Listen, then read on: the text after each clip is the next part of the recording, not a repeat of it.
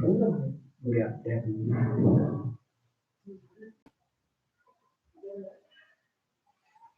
से शो तो नहीं करता जब लाइव चल रहा हूँ। चलो आगे चल रहा है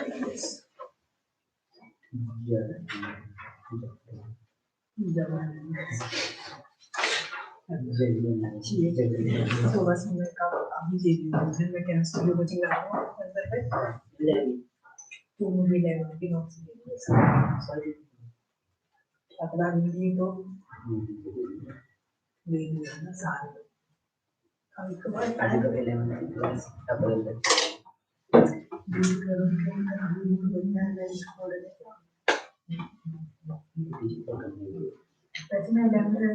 हेलो मैंने नई लिंक दी है वाली चल नहीं रही थी।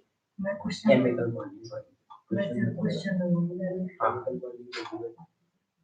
मुझे कौन सा एक अंदर बोलने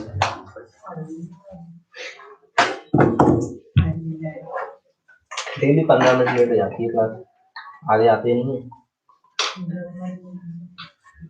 चलो स्टार्ट करते हैं। जो भी यूट्यूब पे भी आ ही रहे हैं वैसे देख रहे हैं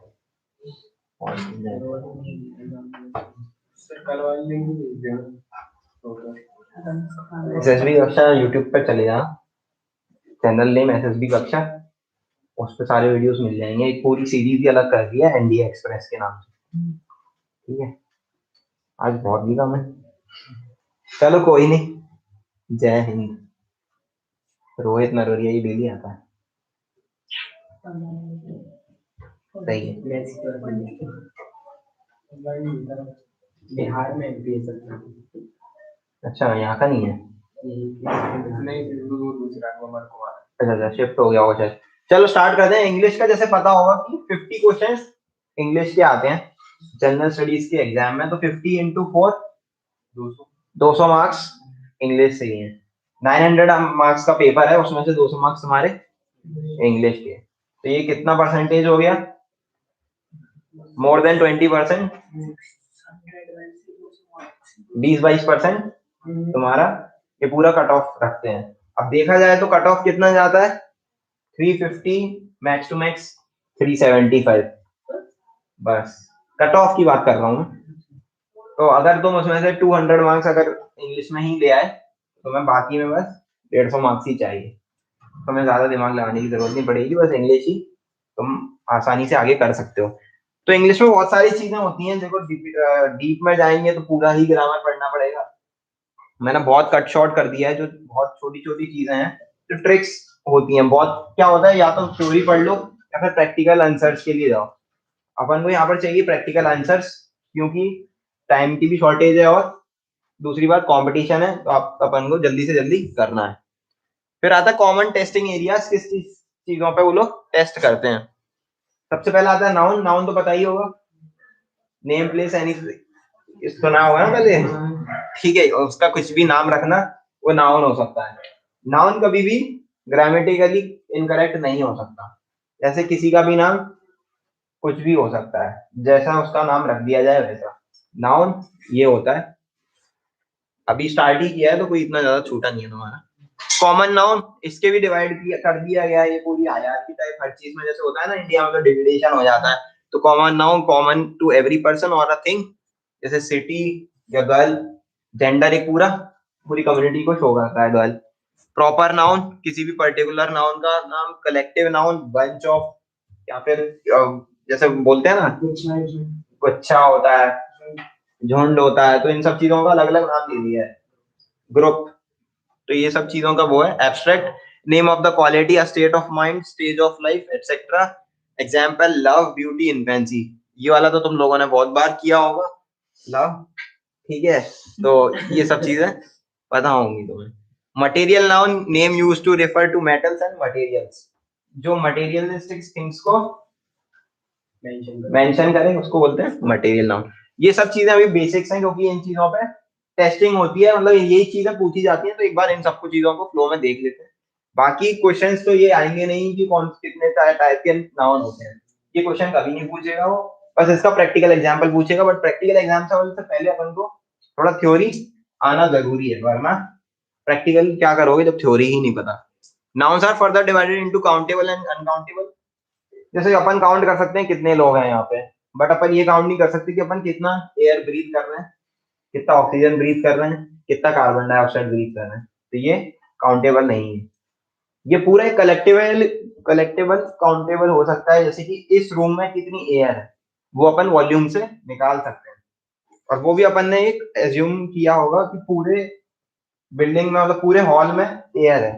कहीं कहीं ऐसा हो सकता है ना कि यहाँ पर बहुत ज्यादा एयर है, वहां पे कम है, बट ये भी तुमने फिर केमिस्ट्री में पढ़ा होगा कि एयर इक्वली ही पूरी में डिस्ट्रीब्यूट होती है। ठीक है, फिर जैसे बताया countable uncountable. Important points in the usage of nouns, nouns like advice, news, baggage, information, traffic, scenery, etc. cannot be used in the plural. अब न्यूज का प्लूरल क्या होता है? कुछ नहीं। बैगेज का प्लूरल?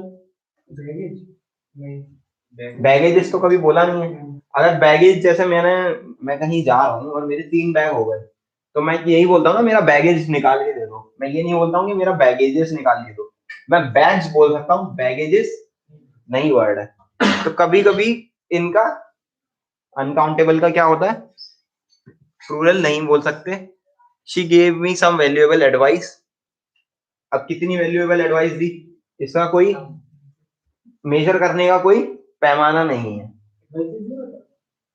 अब मैंने तुमको एडवाइस दी, तो इसमें क्या तुम मेजर कर सकते हो? I gave you some advice, तो अब इसमें तुम क्या मेजर कर सकते हो? मैं ऐसे तो बोल नहीं सकता आई gave you 1 advice, I gave you 2 advice.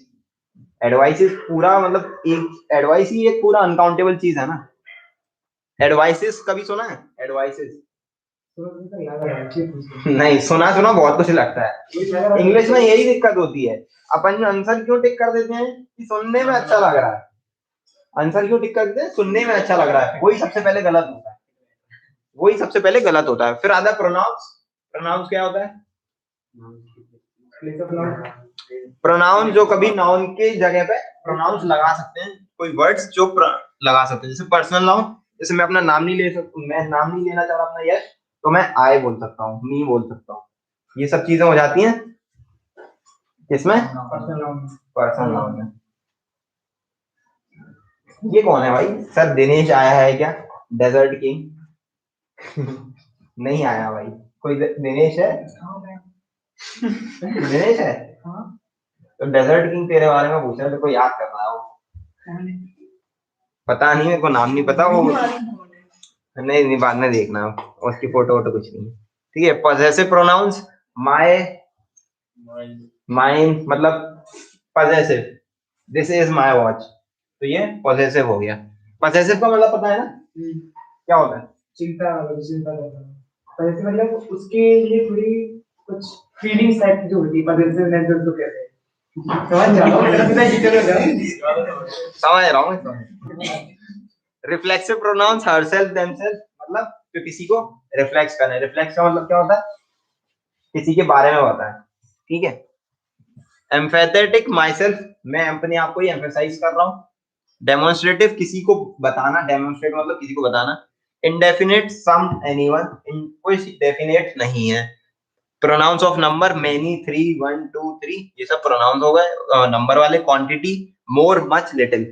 Quantity मतलब milk, give me some milk. ठीक है, कभी ये नहीं बोलेंगे कि ऐसे गिव मी 1 मिल्क। उसकी मेंसुरेशन की एक यूनिट लगाते हैं, give me 1 litre of milk, या फिर give me 2 litre of milk. Distributive pronouns, everyone, everybody, each, either, neither, no one, none. Reciprocal pronouns, each other, one another.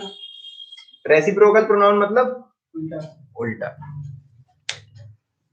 हमेशा English में words के ऊपर जाओ, जितनी अच्छी वोकैबुलरी होगी उतनी अच्छी तुम्हारी इंग्लिश होगी। अगर तुम सारी चीज को इंग्लिश टू हिंदी कन्वर्ट कर रहे हो तो सब कुछ समझ जाओगे और हमेशा सही आंसर दोगे। क्योंकि अगर हिंदी इज लाइक अपनी डेली वाली भाषा, ठीक है, तो उसमें अगर तुमने कन्वर्ट कर लिया, वो चीज समझ गए, फिर तुम कोई भी आंसर दे सकते हो। Relative pronouns, who, that, what, which, those, ये सब कुछ पहले सुना ही होगा।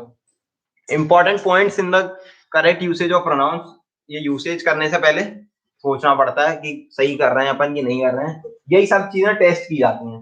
प्रोनाउंस के बहुत ज्यादा क्वेश्चन आते हैं, इसलिए मैंने इसको एम्फेसाइज करके एक पूरा इसकी स्लाइड रखी है, वरना अधिकतर आते नहीं है। जो जो मैंने पीछे निकाल लिया जल्दी जल्दी, उसका मतलब नाउन से पूछेगा नहीं कितने टाइप के नाउन होते हैं, ठीक है। प्रोनाउंस में क्या, प्रोनाउन में क्या आता है, कभी कभी आगे जैसे तुमने क्वेश्चंस किए होंगे तो सेंटेंस मॉडिफिकेशन आते हैं, या find the error in the sentence, ऐसे करके क्वेश्चंस आते हैं ना, तो वो उसमें अधिकतर प्रोनाउंस की बहुत गलती होती है, ठीक है। वो अपन आगे देखेंगे कैसे होता है। while expressing a negative idea और while confessing a fault, जैसे मैंने कोई गलती कर दी तो मैं उसको कन्फेस करूं या किसी को बताऊं, आई डिड अ मिस्टेक, ठीक है। इंग्लिश में मैं क्या बोलूंगा, आई डिड अ मिस्टेक, ठीक है। The first person should be use first followed by the second person, मतलब जब नेगेटिव होगा तो अपना पहले बोलना है, दूसरे का बाद में। Example, I you and he have broken the window pane, window pane होगा वो, ठीक है। विंडो पेन का मतलब क्या होता है, विंडो की जो होती है, विंडो का ये बॉर्डर पूरी खिड़की, खिड़की को पूरा विंडो बोलते हैं, पल्ला, हाँ हिंदी में उसको पल्ला, नाम नहीं आ रहा, ठीक है। तो जब भी नेगेटिव सेंटेंस होगा तो अपना पहले रखना है फर्स्ट पर्सन, बाद में दूसरों का रखना है। अब इसमें क्या क्वेश्चन आ सकता है कि ये जैसे इसमें जैसे यही क्वेश्चन आ गया सेम, ठीक है। अगर जैसे इसका क्वेश्चन आया, he you and I have broken the window, ठीक है, उसमें बोला कि find the error in this, तुम्हें लगेगा सही है, क्या गलत है बताओ, कि अगर मैंने लिखा you he and I have broken the window, meaning same है, बस मैंने ऑर्डर डिफरेंट कर दिया है, बट ये ग्रामेटिकली गलत बोला जाता है, क्योंकि ग्रामर ने भी कुछ रूल्स बना रखे हैं अपने, वो फॉलो करने होते हैं। तो मैं लगेगा मैंने सही अटेम्प्ट करके आया हूँ, पर वो तो मैं -1 देके चला जाएगा, ठीक है। While expressing a positive idea, positive में दूसरे वाले का पहले रखना है, नेगेटिव में अपने आप को पहले रखना है। तो पहले आई रखा तो आई के बाद बोला तो आई ही, हाँ ऐसे चलेगा, ऐसे चलेगा। फर्स्ट में तुम्हें अपना रखना है, ठीक है, फिर सेकंड पर्सन, फिर थर्ड पर्सन। अब फर्स्ट पर्सन तुमने अपने आप को मान लिया, फिर तो सेकंड थर्ड में चेंज कर सकते हो ना, समझ गए कि इंग्लिश बहुत इजी है, अगर बस कॉन्सेप्ट वाइज पढ़ते जाओगे, और वो कॉन्सेप्ट फिर थोड़े प्रैक्टिकली प्रेजेंस ऑफ माइंड से यूज करने होते हैं, और सारे आंसर्स सही हो जाते हैं, कोई इशू नहीं आता है। जैसे मैंने हमेशा पूरे ही अटेम्प्ट करके आता था, मैं इंग्लिश में कभी कोई छोड़ता नहीं था, ठीक है। इंग्लिश में पूरे अटेम्प्ट करता था, और मेरे हमेशा 45 48 सही हो जाते थे, 2 3 गलत हो जाते थे तो इतना इशू नहीं पड़ता था। जब 45 40 सही, मतलब 45 से लेके 48 के बीच में सही हो रहे हैं, तो कितने मार्क्स आ गए, 190 नहीं, मतलब माइनस मार्किंग करके 170 तक आ गए अपने मार्क्स, ठीक है। तो बहुत अच्छे, मतलब सही है 170, अगर तुमने 200 में से ही ले लिए, बाकी 200 तुम दूसरे से ले लो, तुम्हारे 370 इसमें हो गए, और मैथ्स में तुम्हारे 120 मिनिमम मान के चलो, तो तुम्हारे 500 मार्क्स हो गए, तो मेरिट लिस्ट में बहुत ज्यादा हो जाते हैं 500। और ये चीज फिर लाइफ में काम आती है, अगर तुम सोचो कि मेरा कट ऑफ क्लियर हो गया, मैं बस एक बार एसएसबी तक पहुंच जाऊं, फिर मैं एसएसबी में बहुत दम से मेहनत करके अच्छी रैंक ले आऊंगा, कोई मतलब नहीं निकलता उसमें, क्योंकि जो हो गया पास तुम चेंज कर नहीं सकते, फिर मेरिट में बहुत तुम्हारी नीचे रह जाती है पोजीशन, जिसके चक्कर में आगे जाके तुम्हें दिक्कतें होंगी जब तुम बैच में जाओगे, अपने एनडीए के बैच में जाओगे। समझ में आ गया, नेगेटिव में खुद को आगे रखना है, पॉजिटिव में दूसरे को। When a personal pronoun is connected by a conjunction with some other word, it must be in the objective case or accusative case. Example, these chocolates are for you and me. These chocolates are for you and I. I और me में अंतर होता है कुछ? I और me में अंतर क्या होता है? जगह होती है दोनों की यूज करने की, हाँ? जगह होती है दोनों को अलग-अलग यूज करने की। ये ऑब्जेक्टिव, जैसे आगे पढ़ोगे तुम, ऑब्जेक्टिव होती हैं दो चीजें। आई होता है कि तुम एक उसको ऑब्जेक्ट की तरह नहीं ट्रीट कर सकते हो, उसमें थोड़ा इमोशनल टच भी होता है आई में, मी में इमोशनल टच नहीं होता है, जिसकी तरह में उसको ऑब्जेक्टिव के अपन यूज कर सकते हैं, ये होता है आई और मी के अंदर, मतलब दोनों का सेम है, बट ग्रामेटिकली वो थोड़ा एरर दे देते हैं। जैसे ये वाला ये सामने ही है, these chocolates are for you and me, ये सुनने में भी सही लग रहा है, अच्छा लग रहा है ना और ये these chocolates are for you and I, जो कोई बोलेगा वो उस पर ही तुम हंस दोगे कि ये क्या इंग्लिश बोल रहा है ना। डेजर्ट किंग बोल रहा है पल्ला, सही बात है। The personal pronouns yours, ours, theirs and its are written without the apostrophe. Apostrophe s पता है, जो ऐसे करके लगाते हैं ना, apostrophe s। his, जैसे his लिखेंगे HIS लिखेंगे तो apostrophe s नहीं लिखेंगे। ours लिखेंगे, yours लिखते हैं ना, जैसे yours faithfully जब ईमेल के नीचे लिखते हैं yours faithfully, उसमें apostrophe s लगाते हैं yours में।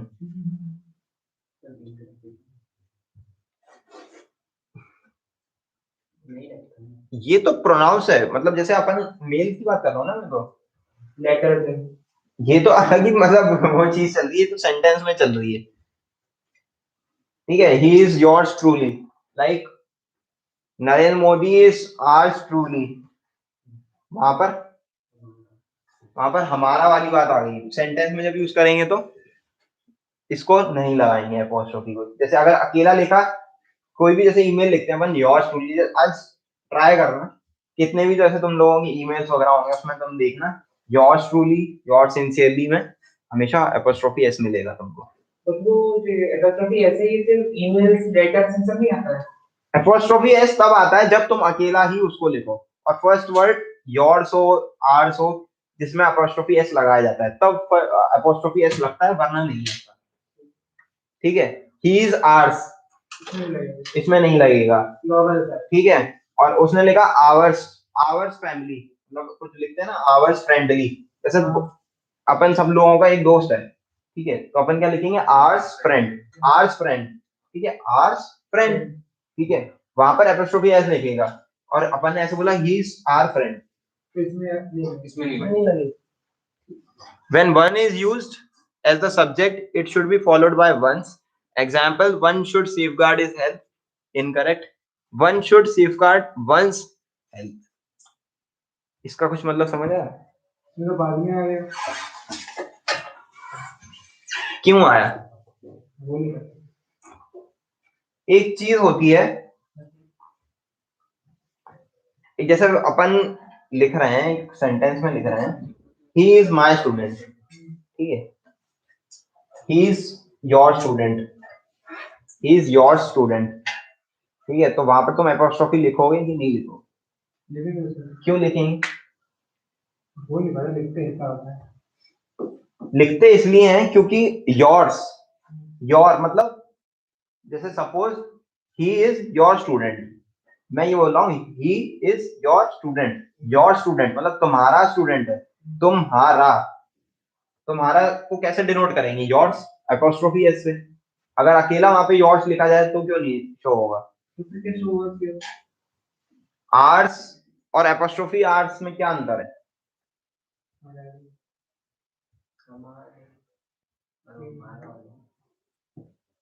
हमारे और हमारा, सही बोला तुमने, ठीक है। तुम्हारा और तुम्हारे स्टूडेंट, तुम्हारे में एपोस्ट्रोफी एस आता है, हाँ, तुम्हारा में सिर्फ नॉर्मल, या अब जैसे इशू ये है कि जैसे दिस इज माय एसी, इसमें तो जरूरत ही नहीं पड़ी, ठीक है। This is yours AC, this is hours AC, नहीं है, सबकी नहीं है, ठीक है। तो ये आ जाता है, जैसे इसमें लिखा है one should safeguard his health, उस एक इंसान को उसकी हेल्थ को सेफगार्ड करके रखना चाहिए। One should safeguard one's health, वो सेफगार्ड करेगा तो उसकी हेल्थ को, किसकी हेल्थ करे सेफगार्ड? इसमें तो कुछ ही शो हो रहा है कि हिज हेल्थ, कोई भी हो सकता है, और यहाँ पर तो ये शो करना है ना कि one should safeguard one's health, उसी की हेल्थ को वो सेफगार्ड कर रहा है, यहाँ पर शो नहीं हो रहा है one should safeguard his health. Name लगा देंगे तो उसके आगे, हाँ नेम लगाएंगे तो सही हो जाएगा ये, पर प्रोनाउन में ये नहीं चलेगा। The pronouns who, whom and whose are used in the nominative case, objective case and possessive case respectively. ये अभी आगे पढ़ेंगे। नॉमिनेटिव क्या होता है, जैसे मैं किसी को नॉमिनेट करूं, नॉमिनेट का मतलब क्या होता है, मैं किसी को चुनना, मैं किसी को चुन लूं, he is mine, she is mine, ठीक है। ऑब्जेक्टिव, ऑब्जेक्टिव आपको टास्क दी होगी कंप्लीट करने के लिए, तो ऑब्जेक्टिव। ऑब्जेक्टिव का मतलब क्या होता है, ऑब्जेक्ट का क्या मतलब होता है, कोई भी चीज, तो वो चीज आ जाती है ऑब्जेक्टिव में। जैसे तुम अभी सेंटेंस कभी आगे बढ़ेंगे तो एक उसमें भी होता है ऑब्जेक्ट सब्जेक्ट, पहले भी पढ़ा होगा ये सारी चीजें। फिर possessive, possessive case, possessive case बताया था ना इसमें पहले, हाँ याद होगा, ये सब चीजें बहुत जल्दी याद हो जाती है। Use of which is use for infants, small objects and animals.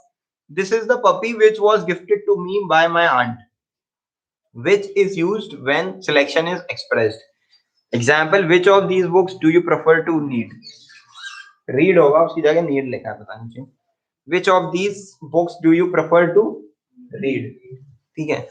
Use of which मतलब कभी कभी क्या होता है, which को भी अपन किसी से रिलेट करके लिख देते हैं। Which of these, इनमें से कौन सा, which of these, ये किसी में से रिलेट हुआ, तो इसको अपन विच को भी कभी कभी अपन ऐसे यूज कर देते हैं इनफेंट, स्मॉल ऑब्जेक्ट्स एंड एनिमल्स के लिए। क्वेश्चन भी आता है, क्वेश्चन में भी आता है और इसमें भी आता है। ये भी तेरा क्वेश्चन ही हो गया, which of these do you prefer? हाँ, क्वेश्चन तो हो गया, अलग से भी जैसे सेंटेंस तुम ऐसा फ्रेम कर लो, आंसर की वो आ जाए, उसका आंसर है क्वेश्चन भी। There is a zoo in which we have a white tiger. नहीं, मैं स्टार्टिंग का भी बोल रहा हूँ। हाँ, स्टार्टिंग का विच तो होता ही है। बीच में कैसे आता है? हाँ, जैसे मैंने जैसा एग्जांपल दिया ना, we have a zoo in which we have a white tiger, ठीक है, उसमें बीच में भी आ सकता है। Choose of that. Care must be taken when that is used as a substitute for a singular noun, particularly in the comparative degree. The weather of Los Angeles is far better than New York.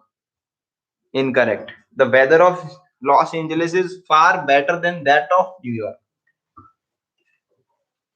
इसका मतलब समझ में आया? That of क्यों लगा है? उसका भी टेम्परेचर, यहाँ इन दोनों में अंतर क्या है? Then यहाँ पर बस अकेला then है, यहाँ पर लिखा है then that of New York. Comparison आ जाता है, तो कहां से, मतलब मैंने बोला यहाँ का टेम्परेचर भोले के मंदिर से ठंडा है, ठीक है, और मैं इसको इंग्लिश में कैसे लिखूंगा?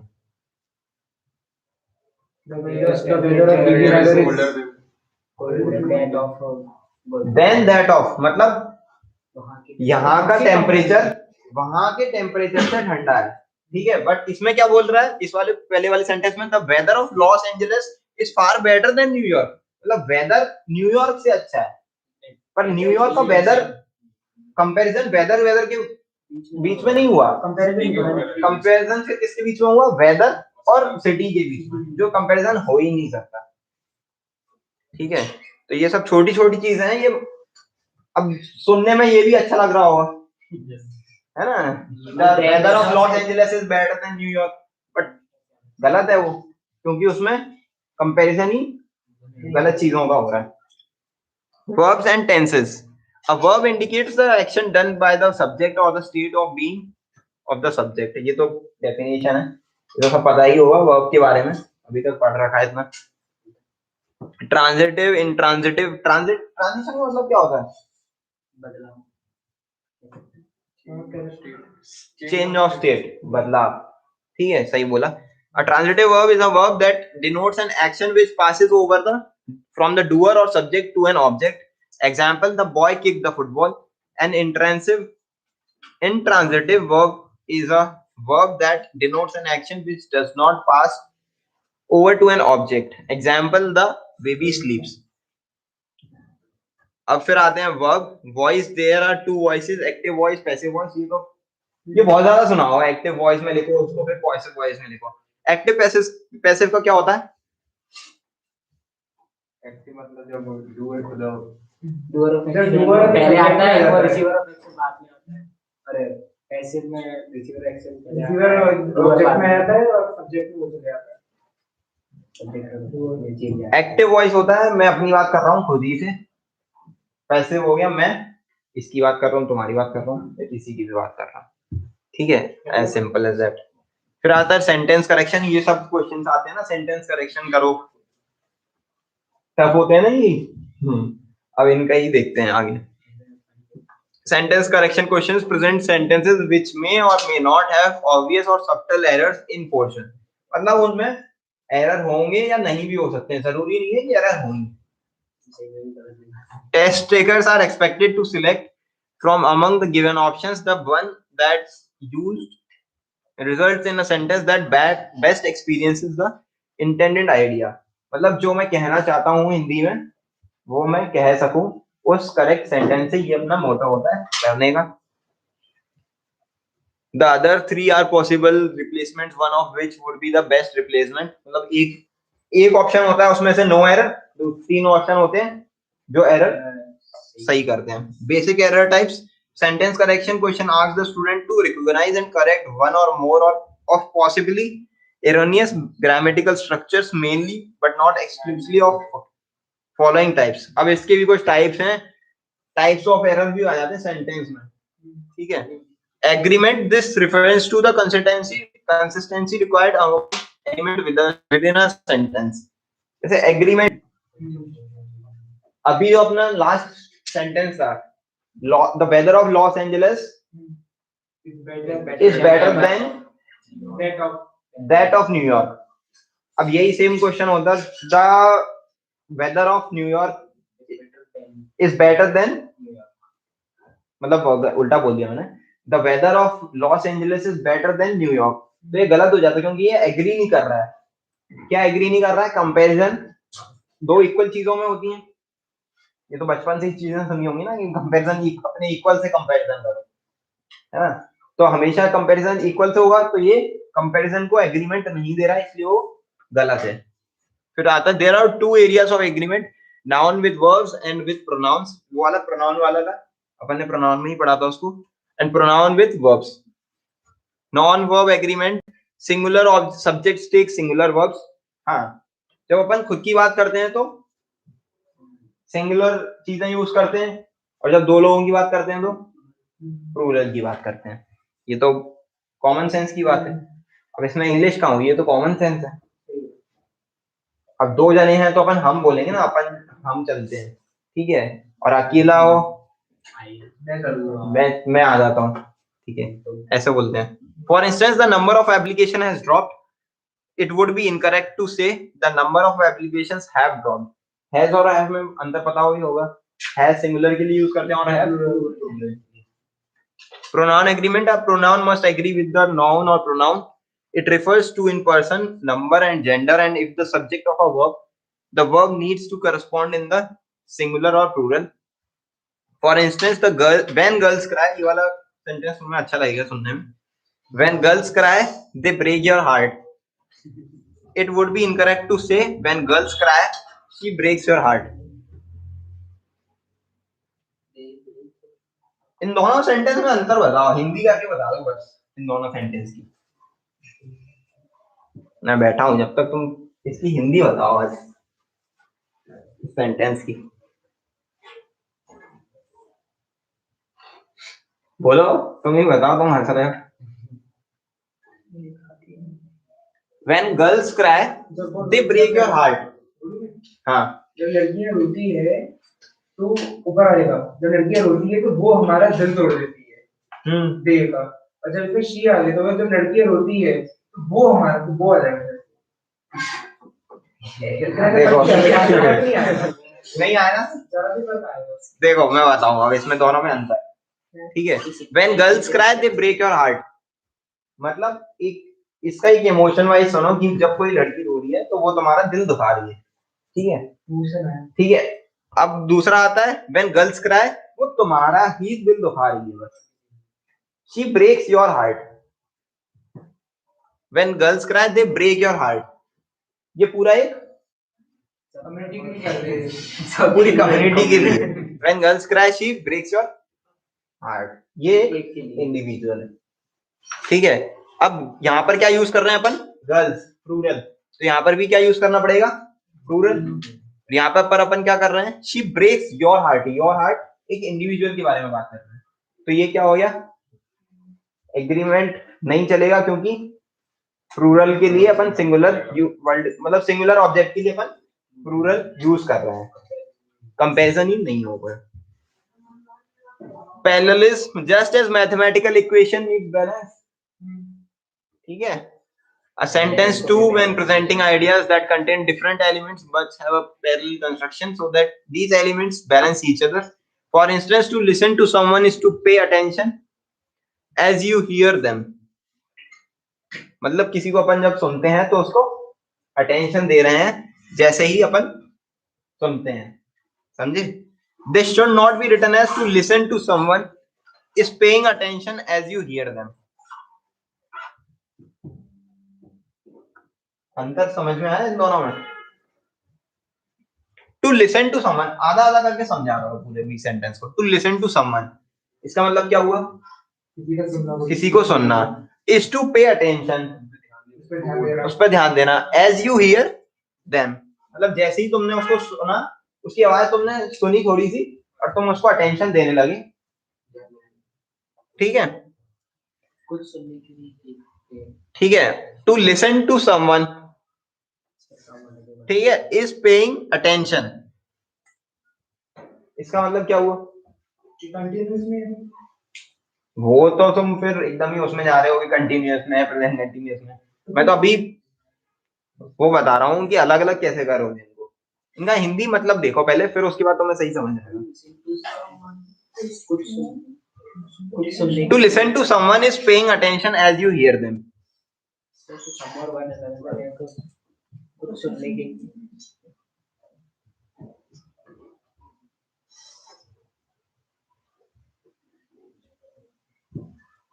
अभी भी किसी ने पूरा सेंटेंस अच्छे से पढ़ा नहीं है और किसी ने बताया नहीं है कि इसमें भी कुछ दिक्कत है। हाँ, टू लिसन टू सम, किसी को सुनने के लिए वन इज पेइंग, ये दोनों अलग अलग चीजें हो गई। समवन और सम और वन में अलग अंतर है ना, समझ में आया। टू लिसन टू सम, किसी को सुनने के लिए एक attention, one is paying attention as you hear them, पूरा ही मतलब बदल गया। अपने आवाज सुनी हो गया। हाँ, जैसे एक ही जना अटेंशन दे रहा है, बाकी सब मतलब सुनाने के लिए इच्छुक ही नहीं है। Verb form errors with the use of verbs may occur in the absence of agreement or parallels discussed above. They may also occur in the use of tenses, use of transitive. ये आगे थोड़ी चीजें हैं, ये कभी भी theory में आ जाए ना कि ट्रांजिटिव इंट्रांजिटिव, तो ऐसे घबराना नहीं, बस उसके वर्ड पे जाना। ट्रांजिशन का क्या मतलब होता है, बदलाव, कोई भी छोटा सा बदलाव एक्शन में या किसी भी चीज में, वो हो गया ट्रांजिटिव, ठीक है। और जिसमें नहीं हो वो इंट्रांजिटिव, ठीक है। और पास्ट प्रेजेंट फ्यूचर, ये तो पता ही है इसका तीनों का मतलब। Some tenses of the correct usages of tenses, he prayed at temple yesterday, उसने कल रात पूजा करी मंदिर पर, सिंपल पास्ट है ये तो। Comparisons, form of comparison and comparative terms have precise constructions and applications. For instance, the differences between fewer and less. ये डिफरेंस बताओ, ये दो तीन क्वेश्चन है अब मेरे माइंड में। फ्यूअर और लेस में अंतर क्या होता है? लेस मतलब कम, कुछ फ्यूअर मतलब कुछ, लेस मतलब कम, कुछ और कम में अंतर है ना। अगर कुछ मतलब किसी झुंड से अलग करना, और लेस मतलब कम मतलब किसी से कम करना। क्वांटिटी, वो मतलब होता है, लेस का मतलब होता है हमें पता है वो उससे कम है, ठीक है। अब मैंने जैसे चावल रखे हैं, ठीक है, मैंने चावल निकाले, उसमें से कुछ चावल निकाल दिए, ठीक है। अब एक जगह दूसरा भी सेम ही बर्तन रखा है, तो अपन उसमें से मैंने चावल कुछ निकाल दिए हैं, तो अब मैं उसमें अपन क्या बोलेंगे, this container is less than of that container, ठीक है, ये बोलेंगे। फ्यूअर और लेस में, फ्यूअर का क्या होगा, today students are less than as of yesterday, ठीक है। फ्यूअर का फ्यूअर स्टूडेंट वर एब्सेंट, सही है, फ्यूअर केसेस ऑफ कोरोना, ये भी हो सकता है। ठीक है। किसी से कंपैरिजन करना है तो लेस यूज करेंगे, वरना फ्यूअर बात करेंगे। जैसे अगर बात की जाए कि अपन ये बोले कि फ्यूअर केसेस देन यस्टरडे, तो सेंटेंस गलत हो जाएगा। लेस केसेस देन यस्टरडे तो सही होगा, कंपैरिजन होगा तो सही रहेगा। क्या है टॉपिक? कंपैरिजन, ठीक है। मॉडिफायर्स, मॉडिफायर्स क्या होता है, कभी कभी अपन कोई चीज मॉडिफाई कर देते हैं और सेंटेंस का मतलब सेम ही रहता है और कभी कभी बदल भी जाता है। ऐसा क्यों होता है? You should be able to recognize whether modifiers are positioned where they clearly relate to the thoughts they are meant to modify. मतलब अगर modifiers वहां पे लगाए हैं तो वो modify कुछ कर रहे हैं या फिर ऐसी फालतू में लगा दिए हैं। If not positioned clearly, they could cause illogical references, inappropriate comparisons or distortion in the meaning of statements. मतलब अगर सही से नहीं लगाए गए तो मतलब ही बदल देंगे। He drove around the village in a green shirt looking for a pharmacy. इसको अपन ऐसे नहीं लिख सकते हैं। He drove around the village looking for a pharmacy in a green shirt. इसमें अंतर क्या हो गया? इसमें ये आ गया कि pharmacy in the green shirt, वो ग्रीन शर्ट वाली फार्मेसी को ढूंढ रहा है। हाँ, उसमें हो रहा है कि वो ग्रीन शर्ट पहन के फार्मेसी में तलाश कर रहा है। Grammatical construction, you must guard against improper form constructions. जैसे इसका एग्जांपल देखते हैं। He is not wearing his shoes because he has hurt his toe. He is not wearing his shoes because he has hurt his toe. Full stop आ गया तो उसमें क्या अंतर हुआ? हाँ, कभी भी सेंटेंस खत्म होने के बाद बिकॉज से स्टार्ट नहीं करते हैं, तो ये ग्रामेटिकल इनकरेक्ट हो गया है। Diction. When answering sentence correction questions, you should pay attention to conventions followed with the use of words and should choose those that properly and effectively reflect the intended thought. For instance, among, between. Among और between में अंतर क्या होता है? among बहुत सारे लोगों के बीच में between दो के बीच में होता है। सही। among बहुत सारे लोगों के बीच में हो सकता है। I want to choose 10 people among the group. I want to choose 10 people between 20 people. दो चीजें गलत है। कैसे? between इतने में नहीं आता। distribute cake between two people. हाँ, ये होता है। I want to distribute cake among these people. These people मतलब people ज्यादा हो गए। हाँ। ज्यादा होते तो peoples पहली बात तो peoples ही नहीं होता, बाकी ये people है वो। हाँ हाँ वो होता है तो among आ जाता है। हाँ। अगर दो से ज्यादा हो गए, लेकिन अगर दो में between, जैसा मैंने जो सेंटेंस बोला था वो क्यों नहीं लिख सकते? तुम जा रहे हो, सही जा रहे हो, मैं वही उस पे ही आंसर पे जाना चाह रहा हूँ। क्योंकि वो between I want to choose 10 people between 20 people. ये क्यों नहीं लिख सकता मैं? between 20 कैसे हो गया? ये तो ग्रुप हो गया। ग्रुप में पूरे दो लोगों के बीच में between का सिंपल मतलब है दो के बीच में हो रहा है। ठीक यही है कि between मतलब होता है एक चीज में से डिवाइड करना या फिर 100 चीज में से भी डिवाइड करना। ठीक है, अब जैसे कि केक है, I want to distribute the cake. I want to distribute the chocolates between students.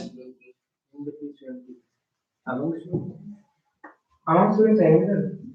अगर between का लाइन है between two students बोल देंगे। between Ram and Shyam. हाँ, ऐसे बोल सकते हैं। ये सही है। I want to distribute the chocolate between Ram and Shyam. मतलब जब क्वांटिटी तुम्हारी निश्चित हो इतने लोगों में करना है। अब जैसे डिस्ट्रीब्यूट करने का, केक डिस्ट्रीब्यूट करने का, चॉकलेट डिस्ट्रीब्यूट करने का है, तो जितने भी हुए अमंग ऑल या फिर अमंग दो स्टूडेंट, पूरे ग्रुप के लिए यूज होता है अमंग। ठीक है, ये सब आ गया। Between is used to refer a relationship involving only two objects, जैसे कि मैंने बताया। Therefore, the four thieves divided the loot among themselves. जैसे कोई लूट वगैरह करके आए चार चोर। It would be incorrect to say the four thieves divided the loot between themselves. ये incorrect हो जाए। Another example, as or like. कभी कभी अपन जब मन करता है as लिख देते हैं, मन करता है like लिख देते हैं, तो वो गलत हो जाता है। इसलिए मार्क्स हमेशा अपन सोच के आते हैं इंग्लिश का भी एग्जाम है, कुछ नहीं पढ़ना, मजे से सोते हैं। और उसी में मार्क्स सबसे कम रह जाते हैं क्योंकि अपन साल भर उसकी तैयारी कभी नहीं करते हैं।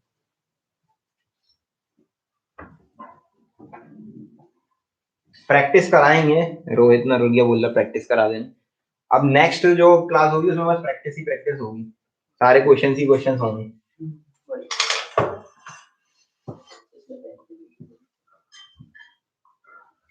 Another example as like when we use as to mean in the form of I want to use this class as a movie theater, In the form of movie theater. है ना? As movie. और मैं इसको लिख सकता हूँ like a movie theatre. क्यों? Like का मतलब हो गया एकदम सिमिलर, एस का मतलब हो गया कि मैं उसकी जगह एक थोड़ी सी चेंज करके चीज यूज कर रहा हूँ। इसे सीखना पड़ेगा movie theater के रूप में। लॉजिकल प्रेडिक्शंस ये तो मैंने पहले बता दिया था कि कॉमन सेंस है, सब कुछ कॉमन सेंस है, इंग्लिश पूरा ही कॉमन सेंस है। बस दिमाग खुला रखना कि हिंदी मतलब इंग्लिश टू हिंदी कर लेना, बाकी की चीजें बाद में देखना, ग्रामर वगैरह सब चीजें बाद में देखना। अगर ग्रामर के तुम उस जाल में फंसे रहे कि यहाँ पे प्रेजेंट कंटिन्यूअस चल रहा है, यहाँ पे पास्ट कंटिन्यूअस चल रहा है, पास्ट पार्टिसिपल चल रहा है, तो बस तुम वहीं घूमते रहोगे पूरे जाल में, कभी आंसर पे नहीं पहुंच पाओगे। वहां पर चाहिए आंसर, कुछ मतलब नहीं है कि तुम्हें पास्ट पार्टिसिपल के बारे में पता हो, प्रेजेंट कंटिन्यूअस के बारे में पता हो। तो वहां पर थ्योरी कभी भी पूछेंगे नहीं, लिटरेचर थोड़ी पढ़ रहे हो तुम, वहां पर तुम्हें मार्क्स चाहिए। तुम्हें किससे मतलब है? मार्क्स से। You should be able to identify structural errors and that render sentences illogical or ambiguous. जैसे someone और someone पूरा सेंटेंस अलग हो रहा था, वहां पे अपन ने क्या सोचा था, वहां पे किस बेसिस पे अपन ने आंसर सही मतलब गलत माना था उसे? लॉजिक के, और तो कुछ उसमें दिक्कत नहीं थी, लॉजिक के चक्कर में ही पूरा आंसर ही गलत हो रहा था, सेंटेंस ही का मतलब ही बदल रहा था। अब जैसे for instance some believe that communism was a very relevant ideology when it was born in the 19th century but has lost considerable ground since the breakup of the USSR. This should not be written as some believe that the birth of ideology of communism was very relevant in the 19th century but has lost considerable ground since the breakup of the USSR. कोई बताएगा इसको?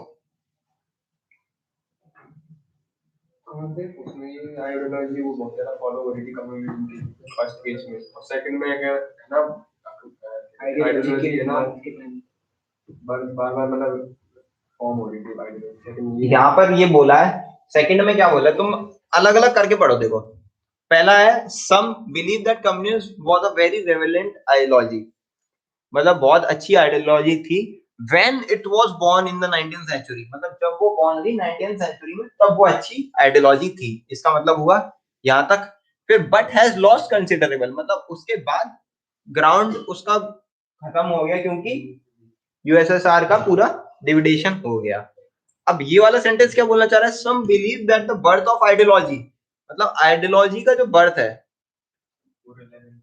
वो relevant है, तो पूरा ही मतलब बदल गया। हाँ, ये पूरा ही इन्होंने उल्टा कर दिया ये चीजें। आइडियम फ्रेजेस, आइडियम्स पढ़े होंगे। आइडियम्स का मतलब क्या होता है? जैसे कहावतें होती हैं, कहावतें बोलते हैं ना, जैसे कोई बताओ कहावत। ईंट के मुंह में जीरा, ईंट के मुंह में जीरा, बंदर के जाने अदरक का स्वाद, है ना? ऐसे ही इंग्लिश में होते हैं, बट इंग्लिश की कभी समझ नहीं आती है। The blessing, a blessing in disguise, जैसे कि ये एक आइडियम है, a good thing that seemed bad at first, जो कि पहले कोई ब्लेसिंग इन डिसगाइज मतलब पहले वो बुरा लगा हो पर वो सही हो। A dime a dozen, something uncommon. Questions भी कैसे आ सकते हैं? डायरेक्ट आते हैं, जैसे मेरे इसी में अलग होते थे। जैसे ये आ गया, मीनिंग बताओ। What is the meaning of the idiom a dime a dozen? ये चीजें थोड़ी याद करनी पड़ती हैं। अब ऐसा उन लोगों ने पूरा वो दे रखा है, बंच दे रखा है, बास्केट दे रखा है सिलेबस का, इसमें से कुछ भी दे सकते हैं वो। और इंग्लिश में कभी भी अपन बोल नहीं सकते कि ये आएगा। Rhetorical construction, you should be able to identify constructions that are worldly। हाँ, आइडियम्स की बात है तो आइडियम्स पूरे अपन एक बार पढ़ लेंगे, जो जो कॉमन है, अधिकतर मतलब आते रहते हैं। अब ऐसा तो है नहीं कि अपन 10,000 15,000 आइडियम्स ही याद करते रहे और कुछ करेंगे नहीं। ज्यादा से ज्यादा 2 क्वेश्चन आएंगे, 3 क्वेश्चन आएंगे, छोड़ देंगे, क्योंकि अपन को क्या है, सिलेक्शन चाहिए। अपन को इससे मतलब नहीं है कि टॉप करें, अपन को चाहिए सिलेक्शन। सारे आंसर्स नहीं सही करने हैं अपन को, बस इतने आंसर सही करने हैं कि अपनी मेरिट में अच्छी पोजीशन आ जाए, बस। You should be able to identify constructions that are worldly, redundant, awkward, impressive, or unclear, even if apparently free or grammatical errors. For instance, worldly redundant construction: the meeting was cancelled for the lack of quorum। quorum जैसे पहले रखा रहता है ना इधर side में, podium, quorum, उसको भी कोरम ही बोलते हैं, ठीक है। कोरम तो शायद एक और उसको भी बोलते हैं ना, कोरम उसको भी बोलते हैं जो पूरा फ्लूट वगैरह ये सब बजाते हैं।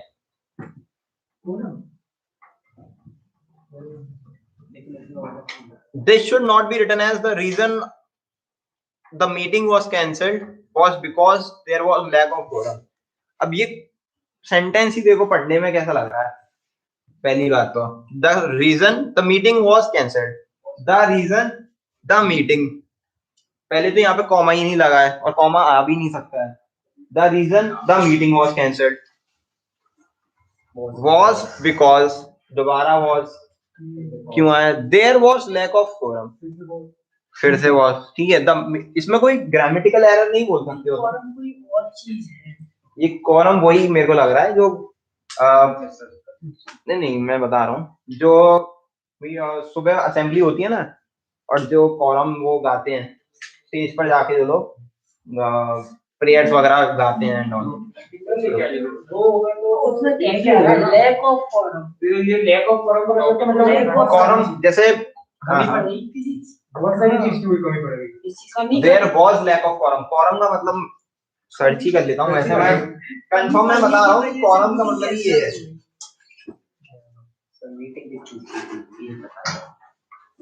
कोरम को वो बोलते हैं ना कि जैसे एक ग्रुप ऑफ, हाँ, कोरम का मतलब होता है the minimum of members in any group. Quorum को अधिकतर मैंने स्कूल में सुना था कि कोरम बोल दिया जाता था उन लोगों को जो स्टेज पे जाके गाते थे, वही बात है। जो मिनिमम लोग, अब जो कोरम को एक पूरा एक ग्रुप है, जैसे कि बीजेपी क्या है, political party, group of people है, उन्होंने एक पॉलिटिकल पार्टी बनाई है, वैसे ही कोरम है एक minimum number of people in anything, ठीक है। तो कोरम अधिकतर, मैंने तो अधिकतर हमेशा उसमें ही सुना है जो मॉर्निंग प्रेयर स्कूल में हुआ करती थी, कोरम में जा रहे हैं, कभी भी सुना कोरम लग रही है, ऐसे बोला जाता है। अनदर एग्जांपल, ऑकवर्ड, इंप्रेसिव और अनक्लियर कंस्ट्रक्शंस। कभी कभी अपन सही बोलना चाहते हैं पर तब वो ऑकवर्ड हो जाते हैं। When she entered the house, she dropped her briefcase, picked up her baby and took her out into the sun। यहाँ पर कॉमा लग के एकदम सही चल रहा है। When she entered the house, comma, घर में आ चुकी हो। She dropped her briefcase, उन्होंने ब्रीफकेस रख दिया। Picked up her baby, बच्चे को उठाया और बाहर चली गई। This should not be written as when she entered the house, she dropped the briefcase, picked up her baby and took her to sun। वही ना, उसे सन के पास लेके चली गई। द अप्रोच इफेक्टिव इंटरप्रिटेशन, मतलब इंटरप्रिटेशन तुम्हारी सही हो, इंटरप्रिटेशन जो भी करो तो इसका एग्जांपल किधर है। There are 3 things to understand in the sentence: the basic pattern of the sentence, the complex pattern which makes the sentence long and difficult, part of the sentence in the thought groups. अब ये तीनों types वगैरह अपन next class में पढ़ेंगे, और थोड़े practical examples और questions ज्यादा रखेंगे इसमें, अधिकतर क्वेश्चंस रखेंगे क्योंकि क्वेश्चन से ही डाउट क्लियर होते हैं। ऐसे मैं पूरी थ्योरी बता दूं, टेंस का पूरा चार्ट बना दूं, 12 होते हैं, ये होते हैं। आज तक वही मेरे को कभी नहीं आया। चलो ठीक है, थैंक यू जो भी यूट्यूब पे भी हमारे साथ जुड़े थे। Bye sir. बाय।